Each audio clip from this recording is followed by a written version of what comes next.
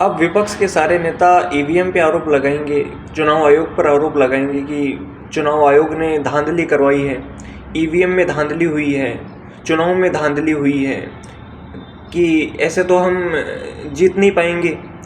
वैसे भी ये हर बार का इनका रोना है विपक्षी नेताओं का कि चुनाव हारने के बाद ये ईवीएम पे आरोप लगाते हैं, वोट चोरी का आरोप लगाते हैं। जब इनकी सरकार बनती है तब वोट चोरी नहीं होती।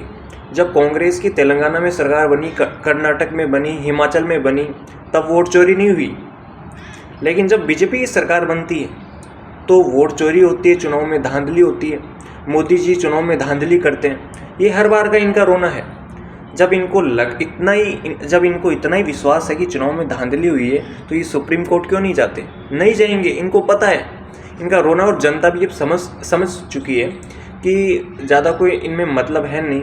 ये सारी बातें जो है हवाई है कि आपके पास ना तो कोई सबूत है, आप सबूत दिखाते नहीं हैं, सुप्रीम कोर्ट आप जाते नहीं हैं, केवल आप एक झुंझुना अपने हाथ में पकड़ लिया है कि देखिए चुनाव में धांधली हुई है, ईवीएम में धांधली हुई है। बस कि एक वो होता है ना, जब बच्चे खेलते हैं तो जब एक टीम हार जाती है तो वो रोने लगते हैं सारे कि हम कैसे हार गए। वैसे ही विपक्षी नेताओं में हो रहा है, क्योंकि अब जिस प्रकार से बिहार में एनडीए की सरकार बनी है, डबल सेंचुरी लगा दी है एनडीए ने, उसको देखते हुए तो ये लगता है कि विपक्ष के सारे नेता बौखलाहट में हैं। अब ये 1-2 दिन में आप देखना प्रेस कॉन्फ्रेंस करेंगे, सारे एक जगह मिलेंगे, बैठेंगे और ये कहेंगे कि इलेक्शन कमीशन ने धांधली करी है, भारत का चुनाव आयोग मिला हुआ है, मोदी जी मिले हुए हैं, हमारी इतनी कम सीटें नहीं आती। तो ये सारे नेता, इनकी फितरत है, विपक्षी नेताओं की फितरत है। अब देखना तेजस्वी यादव, राहुल गांधी,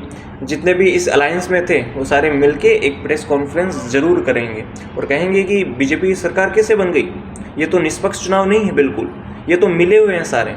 तो कुल मिला के यही है, विपक्षी नेताओं की एक षड्यंत्र है कि वोट चोरी का है। तो लोग, बिहार के लोगों ने भी समझ लिया है, अगर वो नहीं समझते तो एनडीए की 200 सीटें नहीं आती।